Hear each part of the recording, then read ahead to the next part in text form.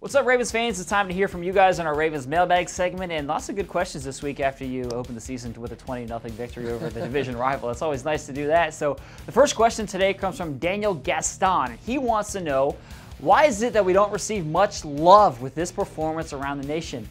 What's up with the silence or the unknownness? You like my what's up? Nice what's up. Yeah.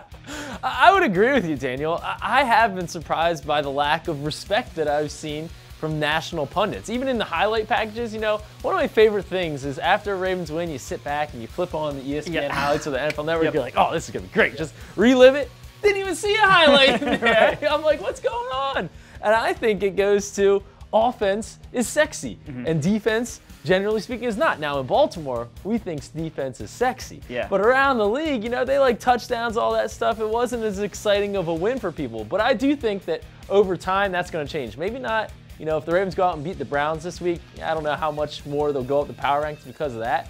But if they beat the Steelers week 4, they go out to London, you know, beat the Jags pretty good, who were coming off a big win themselves, then I think you're going to start to see the respect come for the Ravens. You know what? I'm okay. I'm okay with flying under the radar, just sit in the background and catch everybody by surprise. That's just fine with me. As long as it doesn't impact my highlights. That's true. You got to get those highlights. All right, the next question comes from Matt Daly, and he wants to know, do you think the Ravens could use Michael Campanaro out of the backfield in the same way that they used Danny Woodhead while Woodhead is recovering from the hamstring injury? Well, this is an interesting question, and it's funny. I actually asked you the same question as we were sitting over lunch the other day. I like the idea. Michael Campanaro is somebody that's really versatile. The Ravens have shown that they want to get the ball in his hands. He's a punt returner. They want to use him on end around. They want to use him on those sweep plays. So he's been a ball carrier for the Ravens. Now, what he hasn't done is line up in the backfield and run between the tackles. That's something he hasn't done since he was in high school at River Hill. I remember covering him at River Hill High School. I'm showing my age a little bit. Dude was a beast at running back. He was a stud, and so he has that kind of in his genes. Here's the biggest thing with me and why I like the idea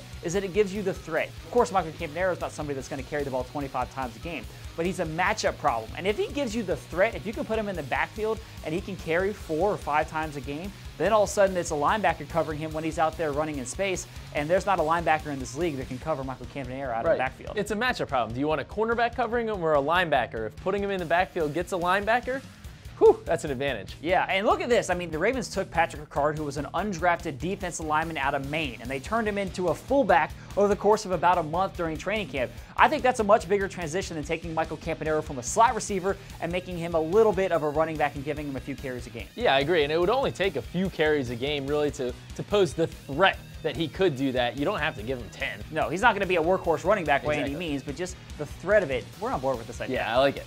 Our last question comes from @GusWilson3, and the question is, will Terrance West or Buck Allen win the starting spot next week? Well, this is pretty much a 50-50 split, a little bit in Buck Allen's favor in week 1. I expect it to continue to be a shared role. I don't think there's going to be one guy who really runs away with this job. That's what the Ravens have shown over the last several years. They haven't had a workhorse really since Justin Forsett in 2014. It's kind of been a split thing. Neither guy really stood out from the other for me. Both were pretty good.